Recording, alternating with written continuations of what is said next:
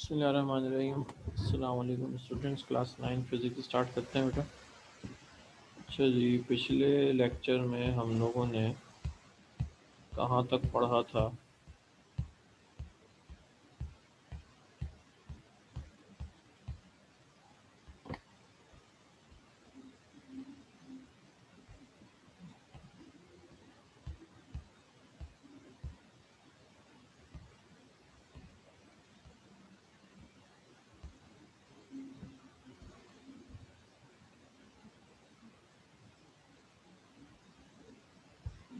अच्छा जी, पिछले में मेरे ख्याल से हाँ ये वाला सवाल दिया था।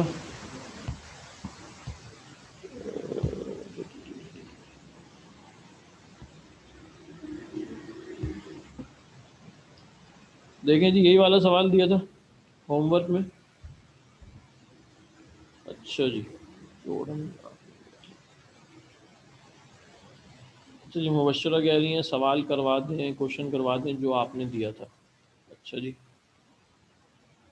सही है जी, करवा देते हैं।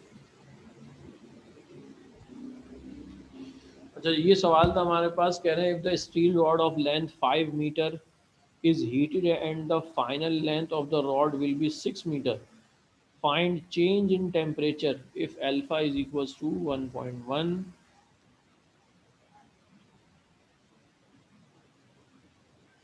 if alpha is 1.1 exponential minus 5 degree centigrade inverse. अच्छा बेटा, इसमें डेल्टा टी आपको मालूम करना था। सही है, चेंज इन टेम्परेचर का मतलब delta T you have to find. सही है जी, स्टार्ट करते हैं। मैं आप लोगों को जो है वो ये सवाल करा देता हूँ।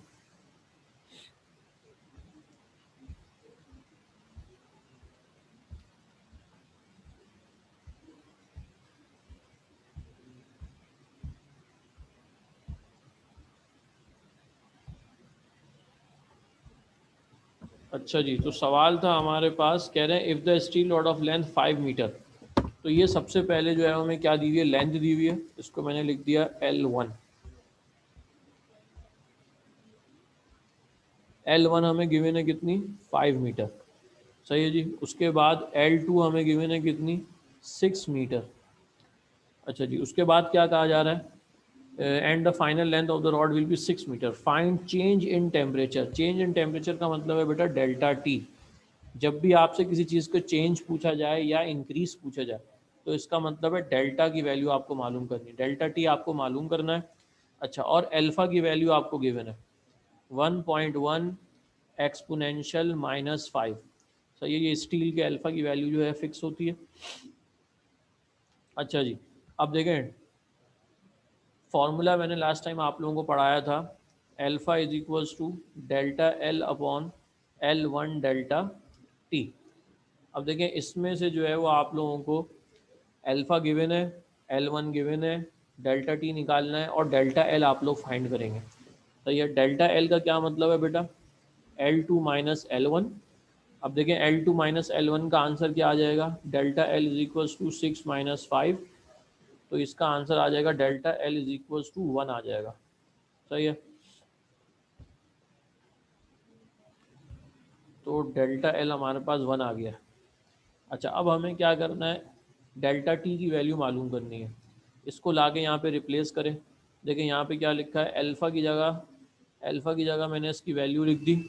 सही है, पहले फॉर्मूला लिख देता हूँ। चलो, alpha is equals to delta L upon L1 delta T. Alpha की जगह मैंने लिखा 1.1 exponential -5 is equals to delta L की जगह 1 लिख दिया, और L1 की जगह क्या लिखूँगा 5, और डेल्टा टी की जगह डेल्टा टी छोड़ दिया। अच्छा, अब देखें, मुझे डेल्टा टी की वैल्यू मालूम करनी है, तो डेल्टा टी को ऊपर लाना पड़ेगा। ऊपर लाने के लिए क्या करेंगे, देखें ये डेल्टा टी यहाँ पे जो है वो 5 के साथ क्या हो रहा है, अच्छा ये 1 के साथ देखेंगे, 1 के साथ यहाँ पे ये डिवाइड में। इसको जब मैं यहाँ पे ऊपर लाऊंगा तो यहाँ पे आके मल्टीप्लाई हो जाएगा। सही है, तो हमारे पास जो वैल्यू आएगी वो कुछ इस तरीके की आ जाएगी। देखें, ये डेल्टा टी ऊपर आ गया, ये असल में क्रॉस मल्टीप्लाई कर दिया हमने, और ये 5 अपनी जगह मौजूद है, और ये 1.1 यहाँ पे नीचे आ गया। 1.1 एक्सपोनेंशियल -5 ही नीचे आ गया। सही है जी। अच्छा, अब आप लोग क्या करें, पहले 5 को मल्टीप्लाई करें 1.1 से।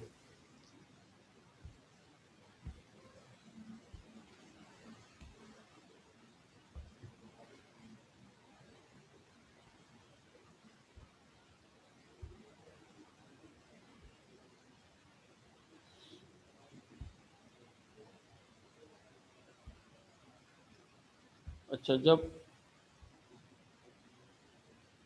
5 को मल्टीप्लाई करेंगे 1.1 से तो आंसर आ जाएगा 5.5।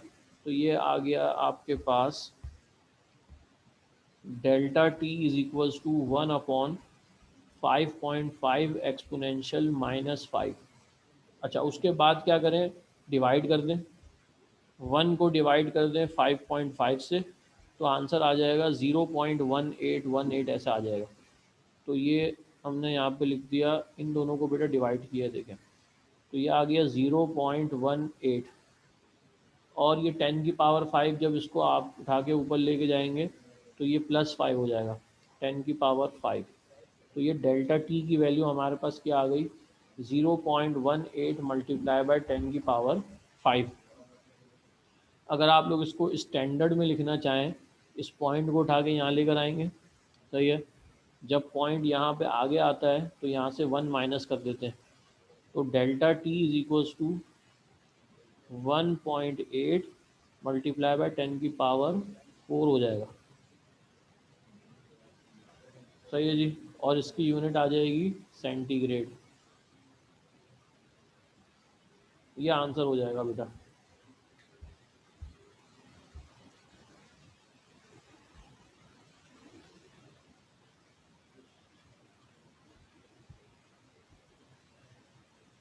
तो ये सोल्यूशन है बेटा, इसमें कोई मसला है तो पूछ ले, दोबारा बता दूंगा।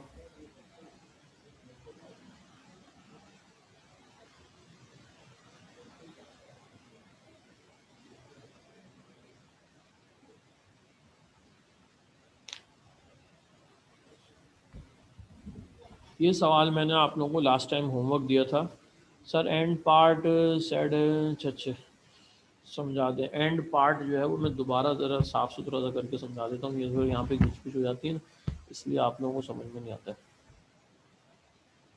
अच्छा, एंड में हमने क्या किया था, डेल्टा टी की वैल्यू फाइंड कर रहे थे। तो डेल्टा टी की वैल्यू आ गई थी,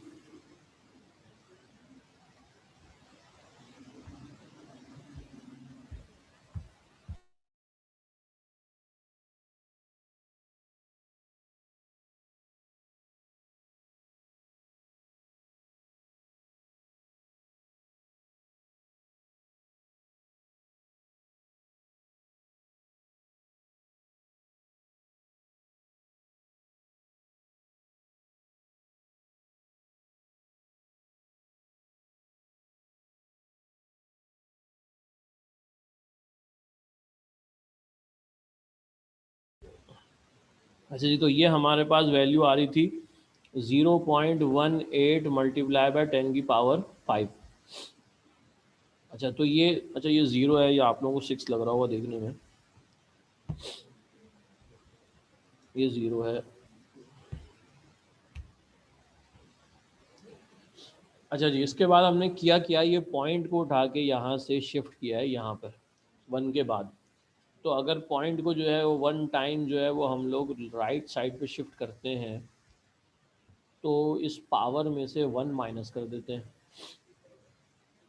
तो 5 - 1 कितना हो जाएगा, तो डेल्टा टी की वैल्यू आ जाएगी 1.8 मल्टीप्लाई बाय 10 की पावर 4, और इसकी यूनिट हो जाएगी सेंटीग्रेड, जो सवाल में दी हुई है, सही है जी। तो ये इस तरीके से जो है ये सवाल होगा।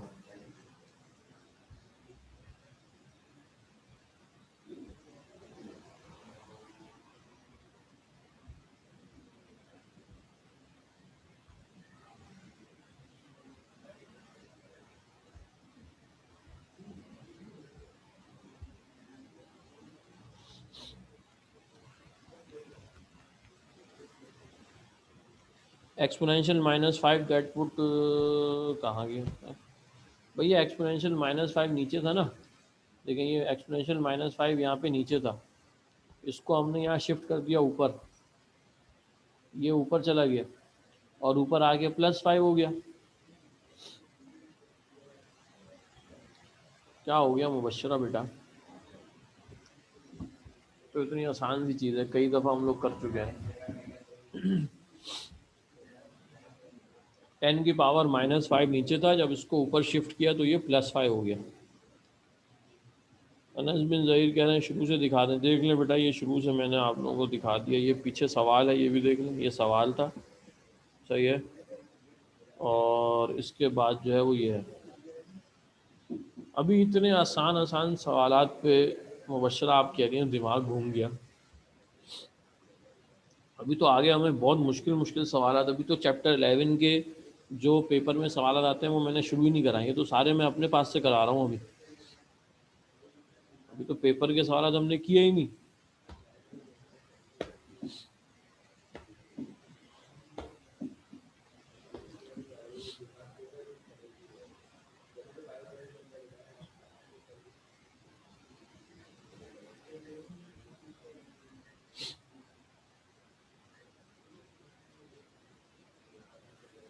अपने पास से बेटा आपकी प्रैक्टिस के लिए सवालात करवाएं, ताकि आप लोगों की प्रैक्टिस हो जाए, सही है। अभी तो ये आसान आसान सवालात हैं, मुश्किल सवाल की तरफ लाने के लिए थोड़े से आसान आसान सवाल पहले अपने पास से कराएं, उसके बाद से जो है, उसके बाद फिर जो है वो हम ज़रा बुक के सवालात भी करेंगे।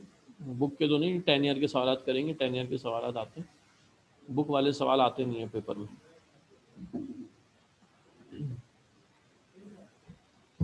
अच्छा जी, इसके बाद जो है वो हम लोग अपने टॉपिक देखते हैं कहाँ तक पहुँचे थे।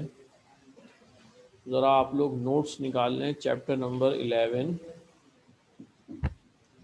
में कहाँ तक मैंने आप लोगों को करा दिया था। एनॉमलस एक्सपेंशन पढ़ा दिया था, और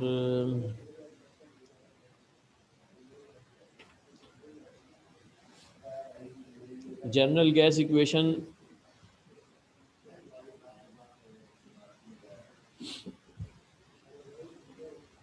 अच्छा, अभी ज़रा चैप्टर नंबर 10 को मैं डिस्कस करता हूँ आप लोगों से। पहले ज़रा मुझे ये बताएं कि चैप्टर नंबर 11 में हमने कहाँ तक कर लिया, ज़रा नोट्स में से देख के बताएं।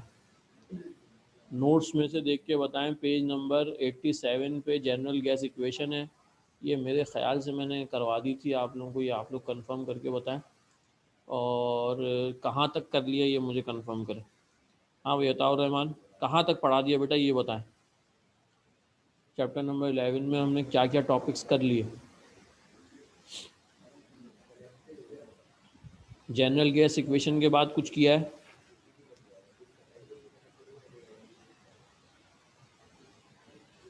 अच्छा,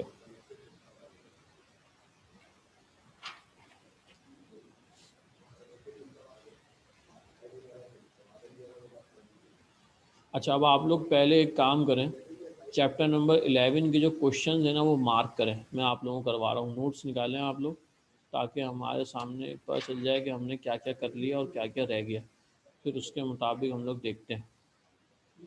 अच्छा, सबसे पहले जो है पेज नंबर 77 पे, पेज नंबर 77 जो हमारे पास है उस पे जो है वो जो सवालात आपके पेपर में इंक्लूड हैं, क्वेश्चन नंबर 1 है, सही है, क्वेश्चन नंबर 2 है, उसके बाद क्वेश्चन नंबर 4, सही है, क्वेश्चन नंबर 4 है, फिर क्वेश्चन नंबर 5 है, इसके बाद जो है वो क्वेश्चन नंबर 9 है, क्वेश्चन नंबर 9, और क्वेश्चन नंबर इसके बाद हमारे पास 11, क्वेश्चन नंबर 11 है। अच्छा जी, क्वेश्चन नंबर 11 के बाद जो है वो क्वेश्चन नंबर 12 भी मैंने कराया, आपने क्वेश्चन नंबर 12 भी इंक्लूड है। अच्छा जी, क्वेश्चन नंबर 13 भी है, और इसके साथ जो डेरिवेशन नीचे हुई हुई है क्वेश्चन नंबर 13 में, beta is equal to 3 alpha, वो भी इंक्लूडेड है। इसके बाद क्वेश्चन नंबर 14 मैंने आप लोगों को कराया है, क्वेश्चन नंबर 14, और इसमें फायर अलार्म है बस।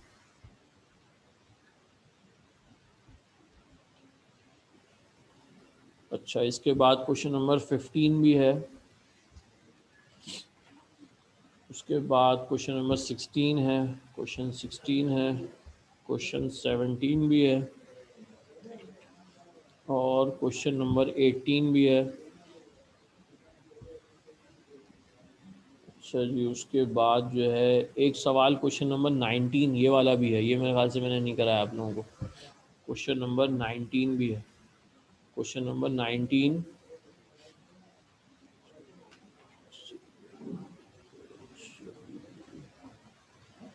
इसके बाद क्वेश्चन नंबर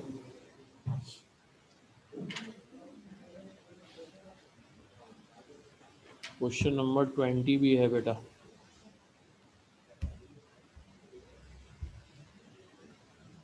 हाँ बेटा, ये बहुत बड़ा चैप्टर है, चैप्टर नंबर 11, पूरे कोर्स का सबसे बड़ा चैप्टर जो है वो चैप्टर नंबर 11 है। ये तो इसमें से बहुत सारी चीज़ें रिड्यूस हो गई, वरना अभी जो है और भी बहुत सारी चीज़ें हमने पढ़नी थी इसमें से। अच्छा, क्वेश्चन नंबर 22 है, इसके बाद क्वेश्चन नंबर 23 भी है। अच्छा, 4 नहीं है, 24 नहीं है, 25 मैंने आप लोगों को पढ़ाया है, मगर ये इंक्लूड नहीं है।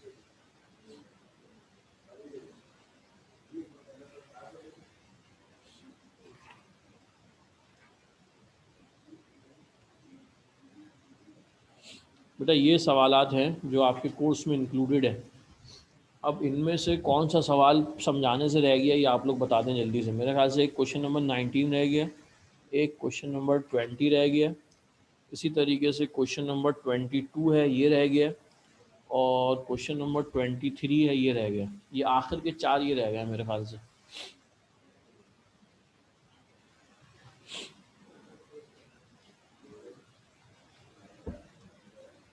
सही है जी। तो बस यही सवालात हैं। तो क्वेश्चन नंबर 19 में आप लोगों को समझा देता हूँ, ज़रा आप लोग अपने नोट्स निकाल लें। क्वेश्चन नंबर 19 यहाँ से देख लें। क्वेश्चन नंबर 19 में कहा जा रहा है, पेज नंबर है हमारे पास 87, क्वेश्चन नंबर 19 पेज नंबर 87। सवाल में कहा जा रहा है, if delta Q is the amount of heat needed to raise the temperature of a sample through delta T, then the ratio delta Q upon delta T is known as the heat capacity of the symbol. It is denoted by C. देखिए बेटा, heat capacity का मतलब ये होता है कि for example आपके पास कोई एक चीज़ है, आपके पास फ़र्ज़ कर लें पानी है, सही है। अब पानी को आपने हीट देना शुरू की, सही है, उसको जो है वो हीट देना शुरू की। अब आपने जो हीट उसको दी, उसकी सूरत में जो उसका टेम्परेचर चेंज हुआ, इन दोनों को जब आप लोग डिवाइड करेंगे, इनका जब रेशो निकालेंगे, तो वो जो आंसर आएगा वो कहलाएगा हीट कैपेसिटी। सही है। फॉर एग्जांपल आपने पानी को जो है, आपके पास जो है पानी है, आपने उसको हीट दी, डेल्टा क्यू आपने उसको दिया फॉर एग्जांपल 500 जूल्स, सही है। और उसके टेम्परेचर में जो इंक्रीज़ हो गया, डेल्टा टी जो उसके अंदर आया, वो आया फॉर एग्जांपल, हम लिख लेते हैं 5 डिग्री सेंटीग्रेड फॉर एग्जांपल, सही है। तो अगर मैं आपको कहूँ कि इसकी हीट कैपेसिटी मालूम करें, तो आप क्या करेंगे, 500 को 5 से डिवाइड कर देंगे, आंसर कितना आ जाएगा, 100 डिग्री सेंटीग्रेड, सही है। तो ये हीट कैपेसिटी को इस तरीके से फाइंड करते हैं। हीट कैपेसिटी के लिए क्या करते हैं, जो हीट आपने जो है प्रोवाइड की, उसकी वजह से जो चेंजिंग आ गई, टेम्परेचर में जो चेंजिंग आ गई, आप क्या करें, दोनों को डिवाइड कर दें, जो आपके पास आंसर आएगा वो क्या कहलाएगा, हीट कैपेसिटी कहलाएगा। हीट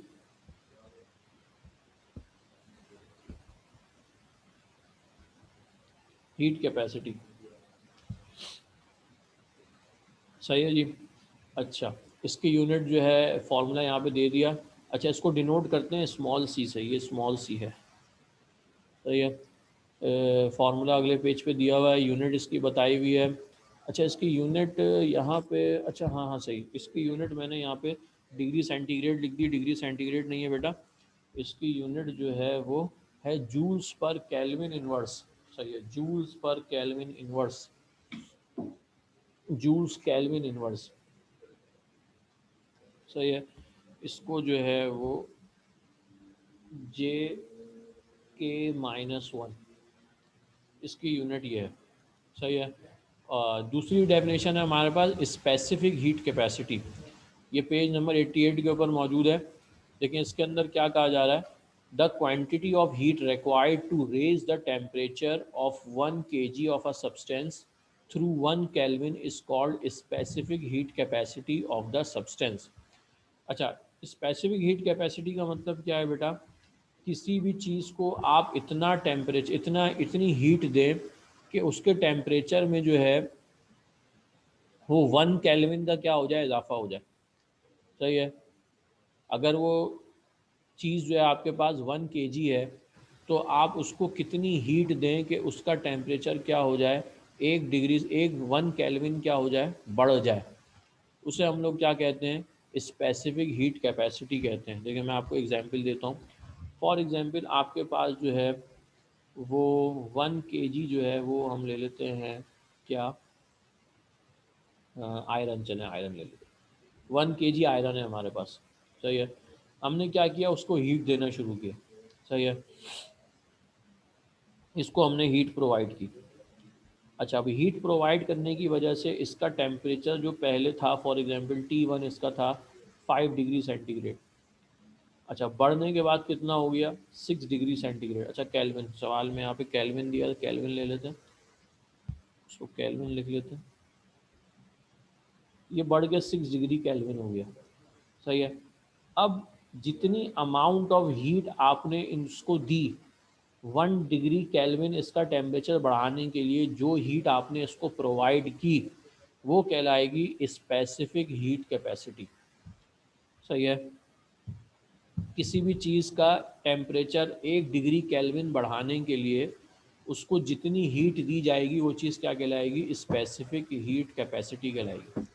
इसका जो हमारे पास फॉर्मूला है वो है delta Q is equals to C M delta T. देखें ये डेफिनेशन पेज नंबर 88 पे मौजूद है, यहाँ से उसको ज़रा पढ़ लेते हैं। कह रहे हैं if delta Q is the amount of heat added to raise the temperature of m kg of a substance through delta T, then delta Q is directly proportional to delta T. तो ये जितना ज़्यादा आप उसको heat देंगे उतनी ज़्यादा जो है वो टेम्परेचर क्या हो जाएगा, बढ़ जाएगा। अच्छा, फिर इन्होंने क्या कहा कि delta Q is directly proportional to M, delta Q जो है वो मास के भी डायरेक्टली प्रोपोर्शनल है, सही है। मास जितना ज़्यादा होगा उतनी ज़्यादा जो है वो हीट आपको क्या करनी पड़ेगी, देनी पड़ेगी। फिर इन्होंने क्या किया, by combining equation 1 and 2 we get delta Q is directly proportional to M delta T. 1 और 2 को इन्होंने कंबाइन कर दिया तो हमारे पास फॉर्मूला आ गया delta Q is directly proportional to M delta T. और यहाँ से जब आप लोग साइन ऑफ प्रोपोर्शनैलिटी को रिमूव करेंगे तो दो चीज़ें आएंगी, एक इज इक्वल्स टू और दूसरा क्या आ गया, कांस्टेंट। यहाँ पे जो कांस्टेंट है वो क्या है, स्मॉल सी है, जो लास्ट टाइम हम लोगों ने पढ़ा हीट कैपेसिटी, स्मॉल सी यहाँ पे क्या है, इसका कांस्टेंट है, सही है। तो जो फार्मूला आ गया हमारे पास, जो फाइनल फार्मूला आ गया वो क्या आ गया, delta Q is equals to C M delta T.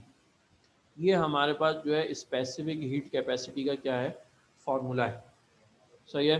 तो दो टॉपिक मैंने आप लोगों को पढ़ाए, एक हीट कैपेसिटी पढ़ाया और दूसरा टॉपिक हम लोगों ने क्या पढ़ा, स्पेसिफिक हीट कैपेसिटी पढ़ा। अच्छा, अब इससे रिलेटेड कुछ न्यूमेरिकल है, ये कर लेते हैं, आसान से न्यूमेरिकल है, ज़्यादा मुश्किल नहीं है, सही है। कुछ न्यूमेरिकल मैं पहले अपने पास से करवाता हूँ, बाद में जब चैप्टर ये ख़त्म हो जाएगा, 2-3 सवालात रह गए इसके, तो फिर हम लोग जो है वो 10 ईयर में से भी इसके न्यूमेरिकल करेंगे, सही है जी। इस फॉर्मूले को इस्तेमाल करते हुए न्यूमेरिकल कैसे करेंगे ये मैं आप लोगों को बताता हूँ। अक्सर पेपर में जो है वो न्यूमेरिकल जो है वो इससे रिलेटेड आता है।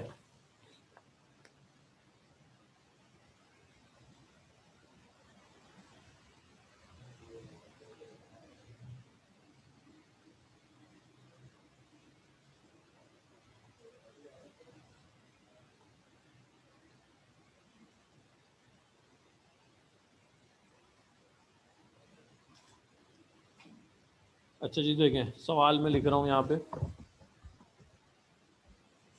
सवाल है हमारे पास 500 joule heat is required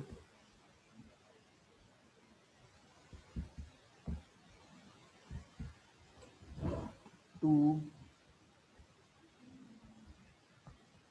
raise the temperature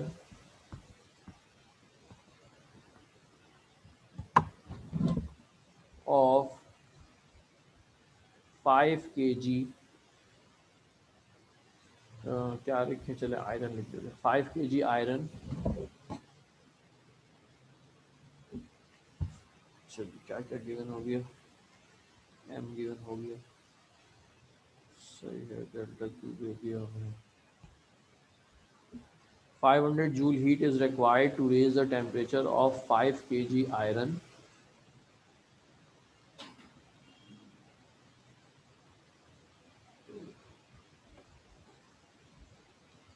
Find the change in temperature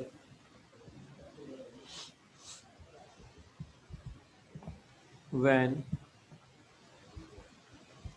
specific heat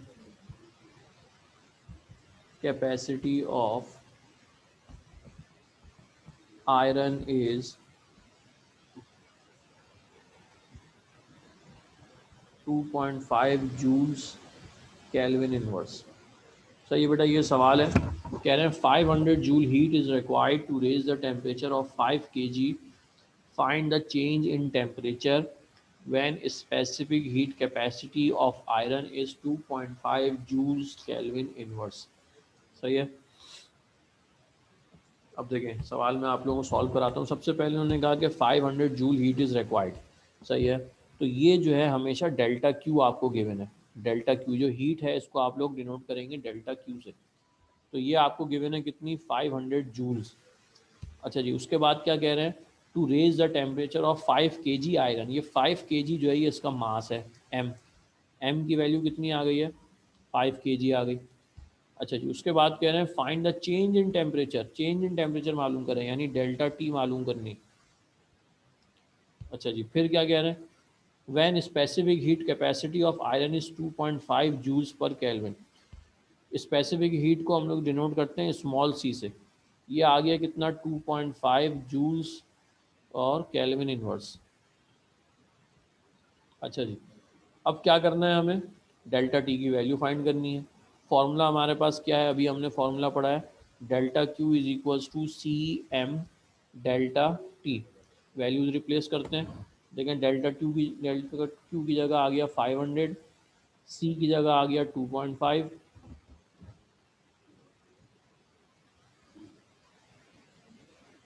और एम की जगह क्या आ गया, 5 आ गया, और डेल्टा टी की जगह देखें डेल्टा टी आ गया। सही है। अच्छा अब देखें, पहले 2.5 को 5 से मल्टीप्लाई कर लें। जब 2.5 को आप लोग 5 से मल्टीप्लाई करेंगे तो ये हो जाएगा 25 का 5 2 यहाँ पर, और 5 2 10 और 2 12, 12.5 हो जाएगा बेटा। सही है जी। और ये आ गया डेल्टा टी। अच्छा उसके बाद आप लोग क्या करें, इस 12.5 को वहाँ ले आके डिवाइड कर दें। तो जब 500 को आप लोग डिवाइड करेंगे 12.5 से, तो क्या आंसर आएगा बताएं भाई, 40 आ जाएगा। अच्छा जी, तो डेल्टा टी की वैल्यू हमारे पास आ गई है 40, और केल्विन जो यूनिट सवाल में दी हुई होती है, लेकिन यहाँ पे केल्विन दिया हुआ था तो मैंने यहाँ पे केल्विन लिख दी। अगर यहाँ पे सेंटीग्रेड होगा तो यहाँ सेंटीग्रेड लगा देंगे। तो डेल्टा टी की वैल्यू हमारे पास आ गई 40 डिग्री केल्विन। ये सवाल आप लोग कर लें ज़रा। देखें ये सवाल है, और आगे मैंने इसकी सोल्यूशन कराई।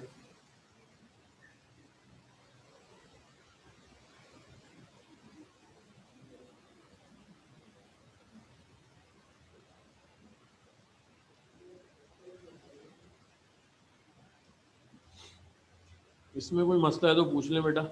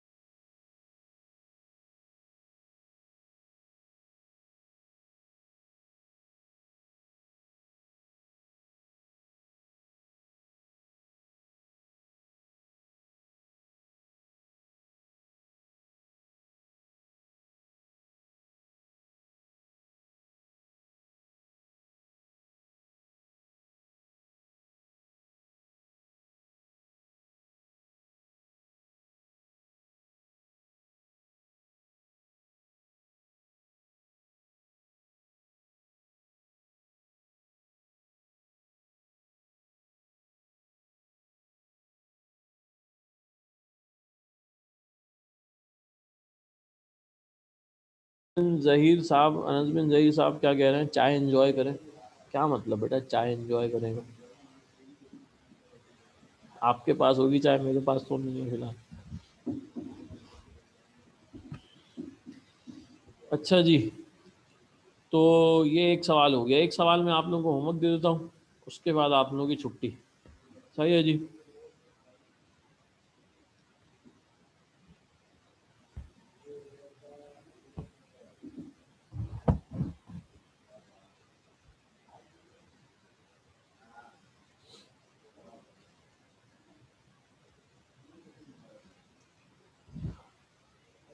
अच्छा जी, सवाल मैं लिख रहा हूँ। कह रहे हैं find the amount of heat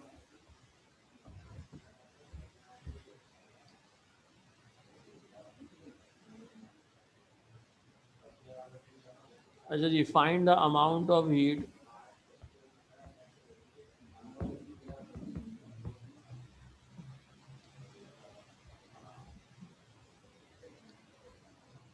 required to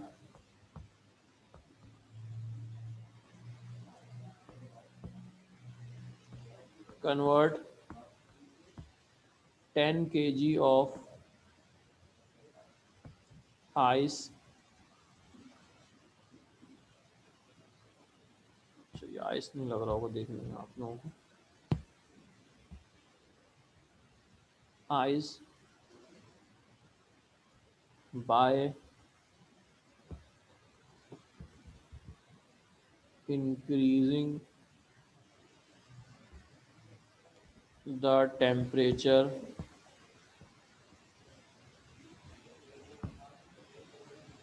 from 10 degrees centigrade to 50 degrees centigrade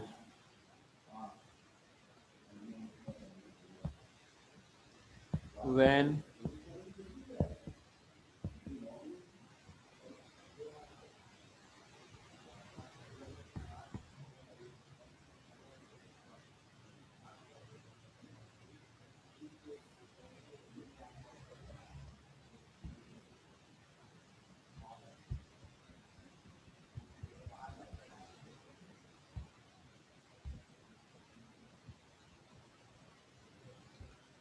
specific heat of ice is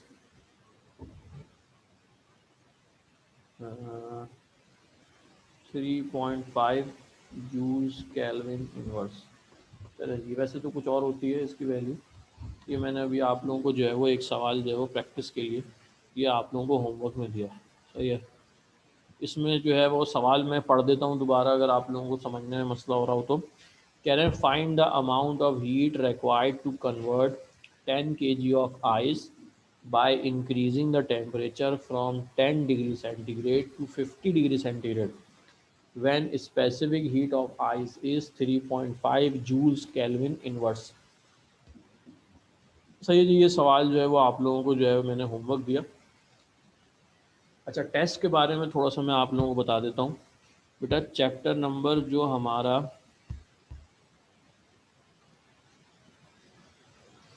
हाँ चैप्टर नंबर 10 के एमसीक्यूज़ का जो है वो टेस्ट है। अच्छा, इसमें जो है वो जो फॉर्मूले जो है आप लोगों ने पढ़े हैं, देखें जैसे मैं यहाँ लिखता हूँ, स्ट्रेस का फॉर्मूला आप लोगों ने पढ़ा है, सही है, स्ट्रेन का फॉर्मूला पढ़ा है, सही है।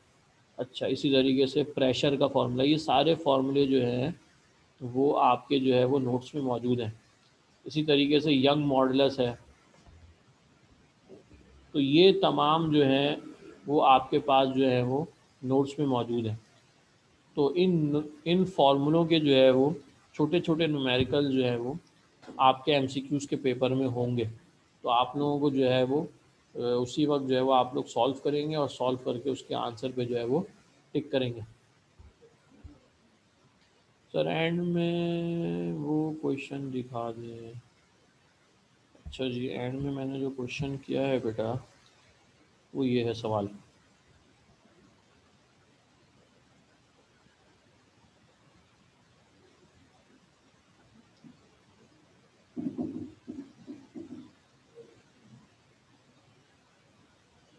सही बेटा, ये क्वेश्चन आप लोग नोट कर लें, बस फिर जो है हमारी क्लास ऑफ है।